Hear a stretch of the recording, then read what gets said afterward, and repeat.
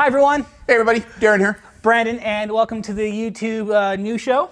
And it's a special day for me today, isn't it? Well, I guess we're recording on Sunday, which now is Father's Day, and then when it goes out to Monday, the next day. So what's today? Happy Father's Day. Yeah! Look what Brandon got me. Yeah. Look what Brandon got me for Father's Day. What is this, Brandon? That is a gaming mouse.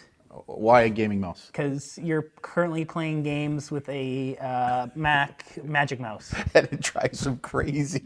It drives him crazy that I'm using a Mac Magic Mouse, right? Yes.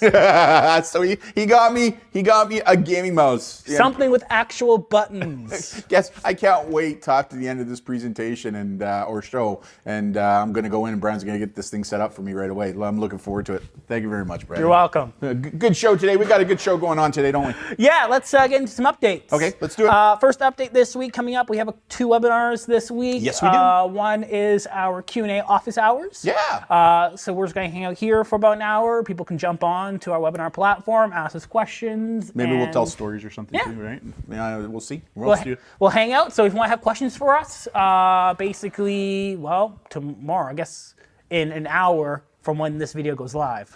There you go. So I got to make sure. So this video goes live at 10, and then we go live on webinar in an hour. So in an hour from now, if you're watching when this video goes up, if you're watching after this video goes up. I hope you guys are understanding this because I'm not. But it's tomorrow. Yeah. We're going to be free flowing, right? So grab a coffee, grab a tea, and grab whatever you want to drink. Sit back, and if you have questions, you can ask us questions, and we'll give you the honest answer. And if we don't know the answer, we'll find somebody who does. Yeah. Pretty cool. And what's the other one we got going on? The gaming webinar, Concerns, Balance, Addiction, Opportunities. And that was one of our premium webinars that we're offering now through the White Hat Studio. And... Oh my! It's my latte. I made it extra strong today because it was Father's Day. Woo! Okay. Yeah. So that is on the 24th. And when you say premium, what do you mean by that? So it costs a little bit. It's a full hour of detailed lecture content that we develop. Yes. And it's less than $6. Yep. Canadian, right? Less than $6 so Canadian. Like what, $2 American? $2 American. But we're going to be talking about all the current research out there that's going on with gaming. A lot of the misinformation that is out there about it, surrounding things like addiction. We're going to be talking about healthy gaming. We're going to be talking about how gaming can lead to really good careers. We're going to talk about how gaming can help mental health issues as well. So tune into the show. It's going to be a ton of good information, especially for parents out there right now who have this fear over gaming, right? It's all about balance, and we're going to be talking about that at the show, so tune in.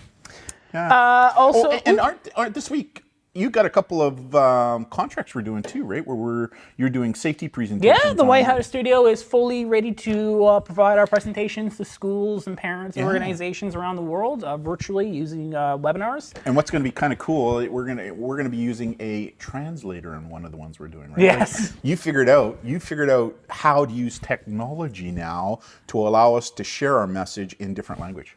Yeah, it's going to be a very interesting. We've done tests and it works great. Yeah. So it'll be interesting to actually do it live. It's going to be pretty for funky, an audience. It's going to be pretty funky, exciting. Exciting. Yeah, looking forward to it. So, Julie. So one of our latest expert interview is up here on YouTube, where you interviewed the Australian E-Safety Commissioner. So what's that all about? Oh, she world leading. What her office is doing is world leading. I just everything to do with digital literacy, not just for kids, but for parents, for seniors. She's a big proponent on issues of dealing with end-to-end encryption. We're actually going to talk about that in one of the slides later on some of the dangers associated with it. But her office is just doing some magical, wonderful things. I really wish other countries would come on board, because I do believe that if there was a conglomerate of national organizations such as what Julie is going in Australia, it would have a big positive cause and effect on digital literacy, and especially safety associated with digital literacy online. But just a really good interview. Although she's the commissioner in Australia, she's actually from Seattle, Washington, right? She talks about her story about how she got there in the interview I do with her. So check it out. It's free. It's on our YouTube channel. Where's our YouTube channel? It's right here. You're watching it. Yeah, So that's a great interview. Oh yeah, I guess we are watching it, right? Yeah. Father's Day, I get a buy. And you just finished a new book, which is now one of your new favorite. I didn't write it. Sorry, did I say right? Yeah. No, well, you said you just finished a new book, and it sounds like maybe I wrote it. Sorry, no. You just finished reading a book. Yeah. that's new to you. Yes. And I guess it's now one of your new favorite books. Dr. Jillian Roberts, actually local here in Victoria, didn't know that. Yeah. Just a wonderful book. I've read a ton of information on issues surrounding pornography online, how to talk to your kids about it, the dangers of it. I read just a ton of stuff, ton of books about that topic. This by far is the best book I have ever read on the who, what, where, when, why, and how for parents on this topic. I bought it online as a Kindle, and I purchased it at 2 p.m. I finished it at about 8 p.m. that night. I couldn't put it down. It was just, it was unbelievable the way that she's laid it out, the ease of understanding.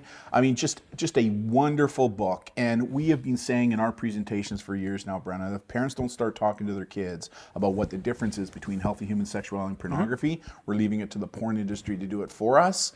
And that is echoed in this book. But what's really cool about Dr. Roberts is she gives parents a roadmap on how to deal with this issue effectively. Check it out. You can find it on our website under Parents Resources, under Books. Yeah, there'll be a link in the description here on YouTube down below. Go get this book. You will not be disappointed. I guarantee you that. Nice. Yeah, can't speak highly of it. Enough about it. Let's talk about some news updates. Okay, let's talk about some news updates. In the news. Big news coming up this week is Zoom has made some changes to its latest announcement. So Zoom, we've been talking about the last couple of weeks on how they're moving to more encrypting end-to-end their communications platform, but it was only going to be for the premium paid versions. Right. People were not exactly okay with that in the public. Go figure. People want it for free. Yep. And Zoom, based on public pressure, has now decided to extend its plans for end-to-end encryption to the premium and free versions. But to get the free version, what do you got to do? For the free version, what they're saying is to verify, make sure there's no bots using the encryption protocol, that you have to verify who you are by using, say, a phone number, like they'll send you a text and you text back kind of thing to verify who you are. So it's a verification process. It's pretty common as a strategy that's being used by companies to verify, are you a human or not? Yeah, Zoom is going to become one of the world's largest phone books now. Yeah. Right, let's just hope they protect that data. Yeah. Just saying. Yeah.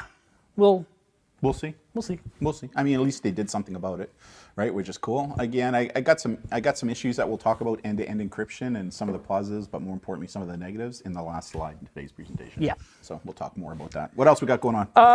We came across Google's Interland intranet-based web browser game meant to help players understand digital literacy, safety, and security, and it's a pretty neat.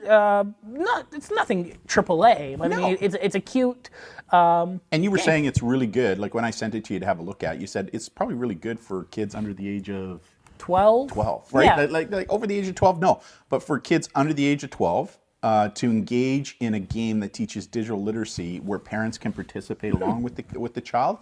This is pretty good. Like I played it, to be quite honest, and there was a couple of challenging things in there. Like maybe it might help now that I have that new gaming mouse. It might help me a little bit, right?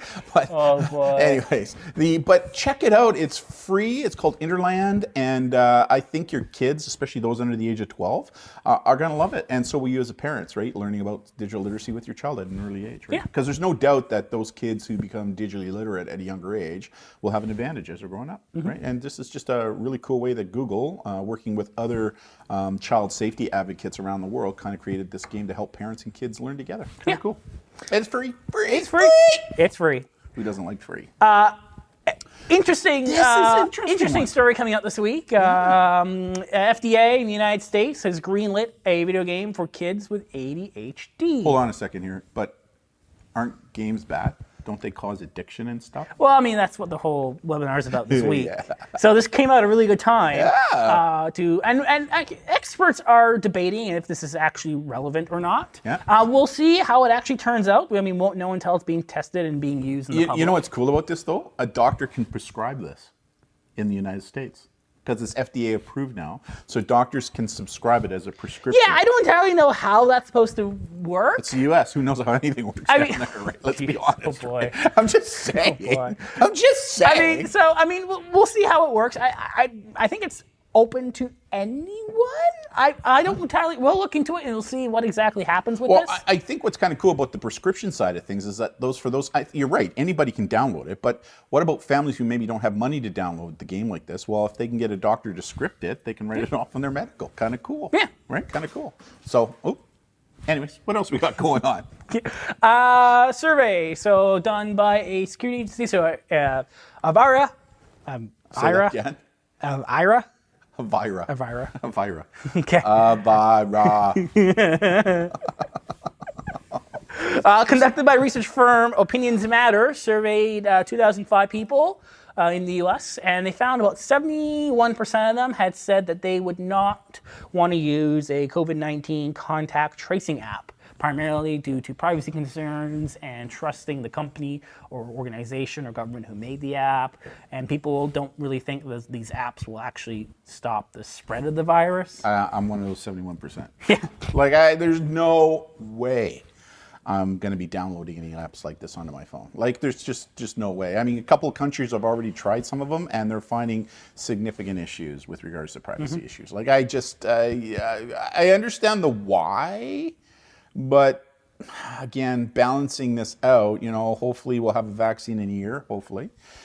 So what happens to all that data after a year, right? I guess it depends on the app. I mean, Or the person, or the state, or the... looking at the Google Apple model where the data stays on your phone. It doesn't leave your phone. Yeah, whatever. Didn't Europe just identify several issues with the Google and Apple? I think they did. Was it? I thought that was the US proprietary app where everything goes to their servers. No, I think it was that new Google. I might be wrong, but anyways, not me. I'm one of those 75%. Yeah. Would you put it on your phone? No. No. No. I wouldn't either. What else we got going? New Mac malware spreading I better around. download something on my Mac. New Mac malware disguised as a Flash player via Google search result. People putting web pages out on the internet. That's basically a phishing site, makes it look real, but it's not. There's a pop-up that goes, hey, your Flash player is out of date. Download this to update and install your Flash player. I clicked that on the other day. It came up on my computer. It said, you need new Flash player. So I just updated it. You have new antivirus. It should be fine by now. I know. I'm just joking. I didn't do it. I mean, this has been around. It only seems like yesterday that Flash was the big thing. Right? Yeah, I mean, this is Flash updates used to be a very common thing, early 2000s, 2010-ish. So why isn't it anymore? HTML5 and such has really kind of taken place of Flash, and Flash made by Adobe wasn't really all that effective. It was filled with bugs since it first came out. But now the internet has developed in the code of the internet, and Flash is not really necessary anymore. So if you come across a Flash player installer, likely you're not going to need it, and good chance now it could be a virus. Don't click on it. And the reason why I showed this, because it says for Mac, because people still think today that Macs don't get viruses, which is false. Here's a good example as to why. So making sure you have good antivirus on your Mac. Very common, right? You see this. The other big one is the antivirus one that pops up. Your antivirus needs renewing. Click here now. Yeah. Right? Kind of things. Those are all. Don't click on those, right? Just don't do it. They're usually malware phishing attacks, right? And you're going to be downloading some bad stuff onto your system, including Macs, right? Because you're right. I still think I was in a Mac store not too recently, and I overheard one of the employees because one of the customers was, "What about virus for my Mac?" And they went, "Oh, you don't need to worry about viruses for Macs." I'm thinking, "Oh my God!" Right? Yeah, you do. Yeah, you do. Right? Yeah, this is a good example as to why.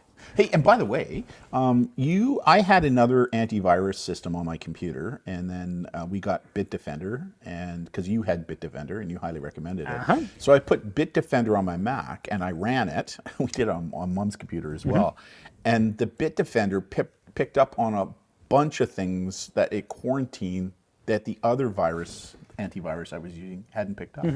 Very concerning, because the other antivirus I was using was actually a lot more expensive than Bitdefender was, right? So it was very concerning. I very impressed with Bitdefender. I like Bitdefender because it's a very it's used. They have enterprise versions of their software. So like companies around the world, like big companies, use their software to secure their entire network. And so. I also noticed that it doesn't really slow down my system at all. Like Yeah. the other one was slowing down. It would slow down a little bit. Like Yeah, the one you had a lot of bloatware, like a little extra features. So a lot of what? Bloatware.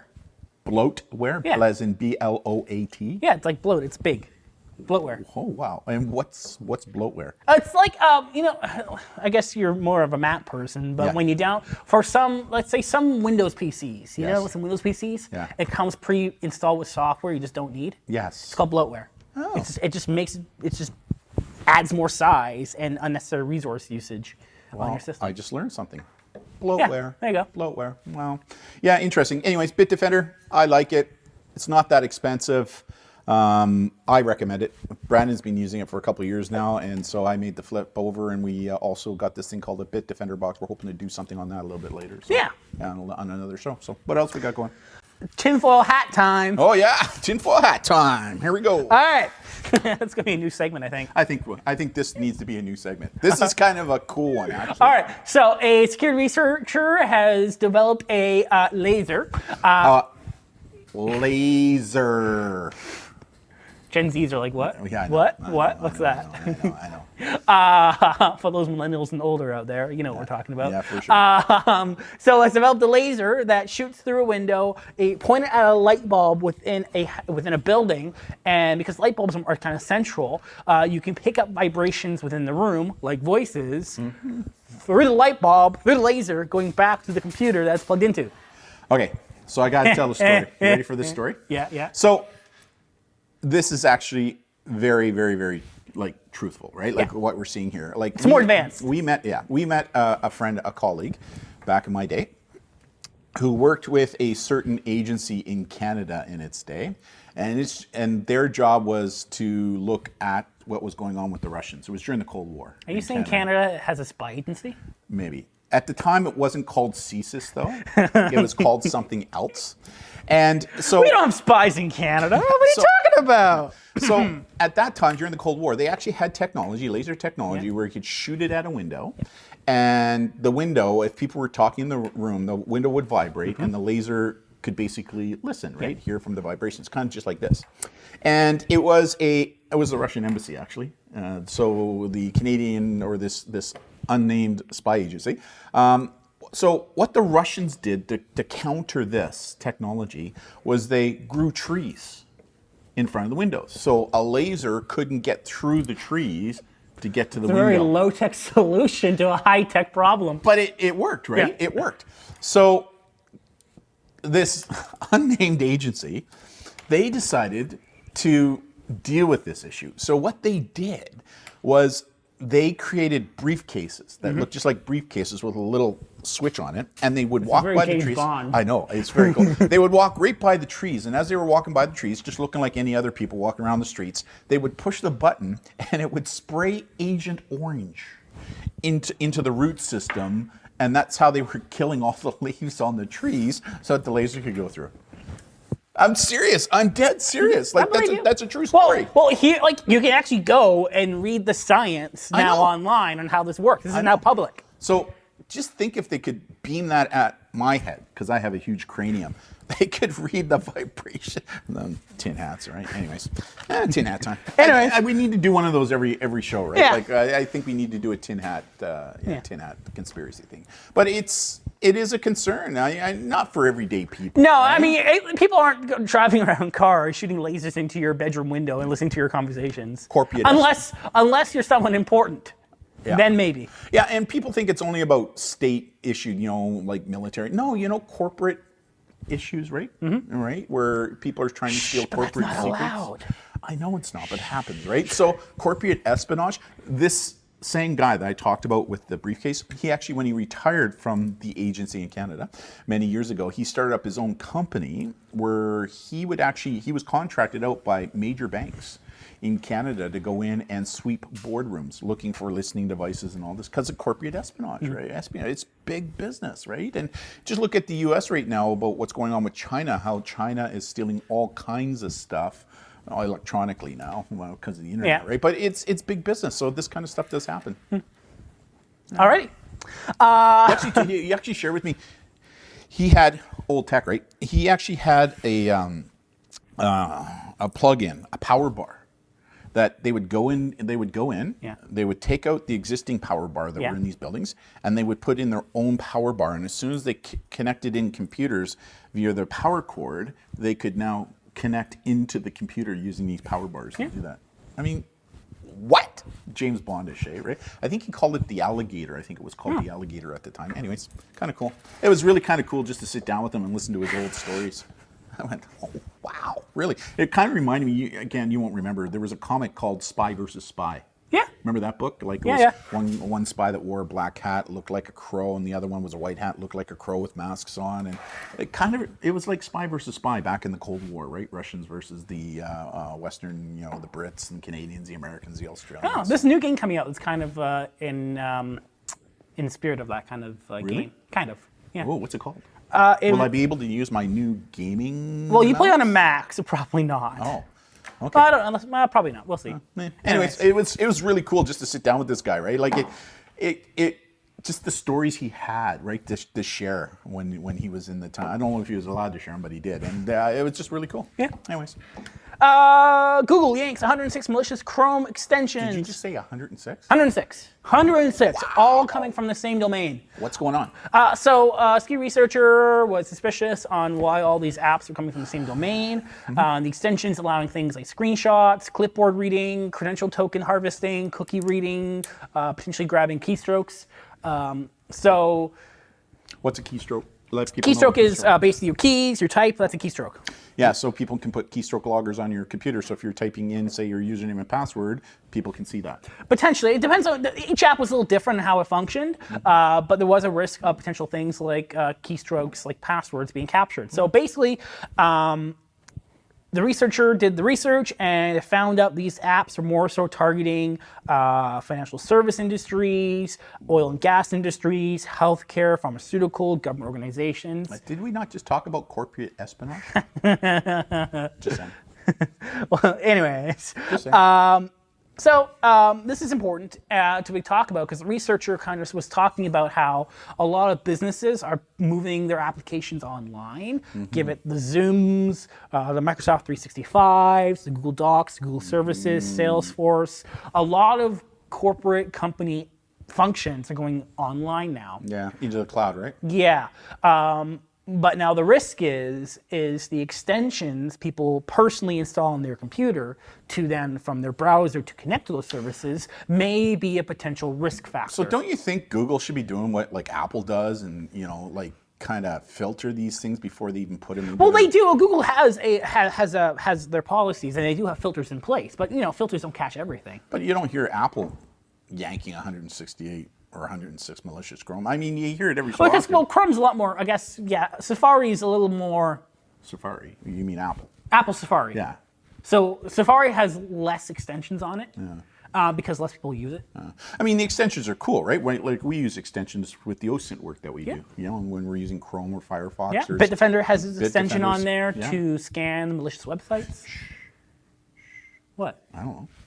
Isn't that a secret? No. I know. I just thought I'd go just to see what would happen. So, I mean, you're supposed to say, okay, boomer. Oh, whatever, boomer. See, there you go. Extensions are great, and but I think it's really asking the question on, you download an extension, and it's asking you can it has access to your screenshots, the clipboards, and it says, hey, can I have access to these parameters? And you go, yes, yes, yes, yes, yes. But, so what about people who downloaded these things onto their computer? What about those people who have these extensions on their computers already? Now what? I believe, that's a good question. I believe Google has restricted those, I think. I'll double check that. We'll look into it. Yeah. We'll look into it.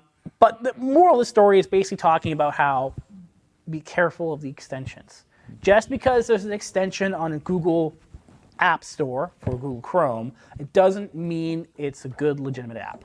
Yeah. Yeah. Be aware of extensions, including hair extensions. Anyways, back on topic. Okay, boomer.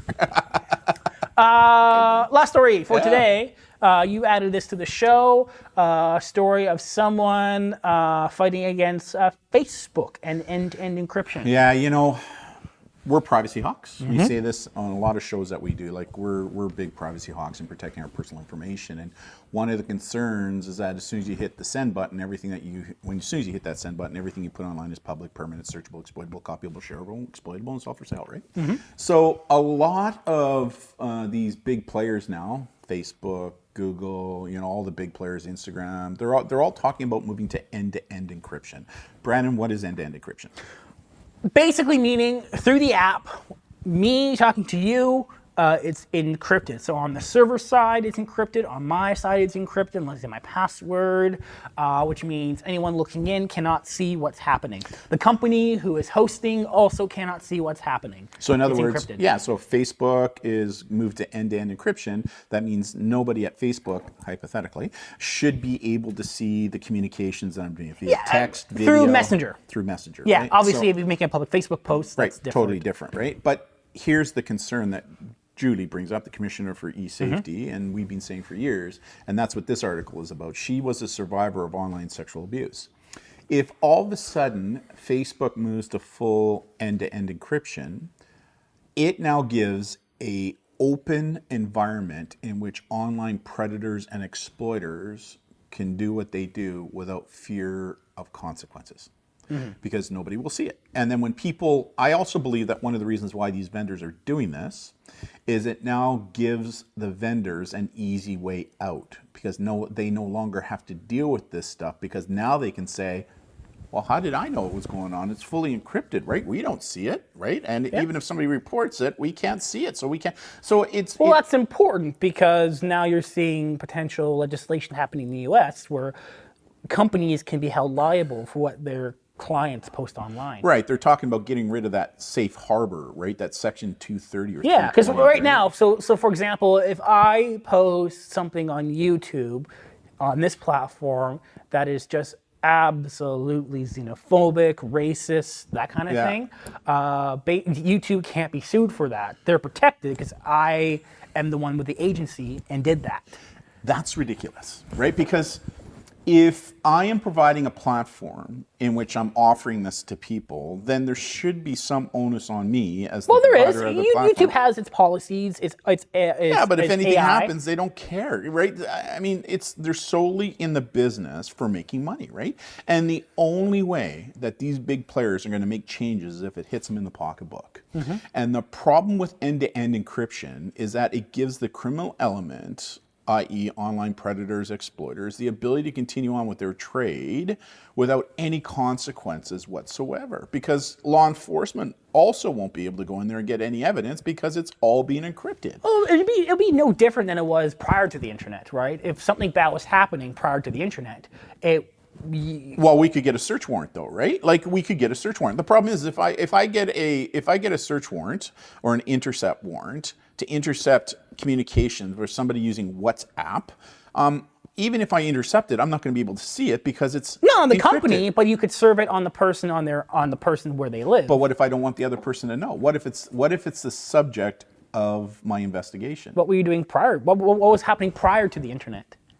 We were getting warrants, right? We were getting warrants, but they weren't not on companies, but on the individual persons. Right, but if the individual, we would get warrants for, say, their phones and that kind of stuff. But the problem is that if I get a warrant to put onto my suspect in order to get information, if he or she is now using WhatsApp or some of these other things that are going to go end to end, even if I intercept it legally via warrant, I'm not going to be able to see it.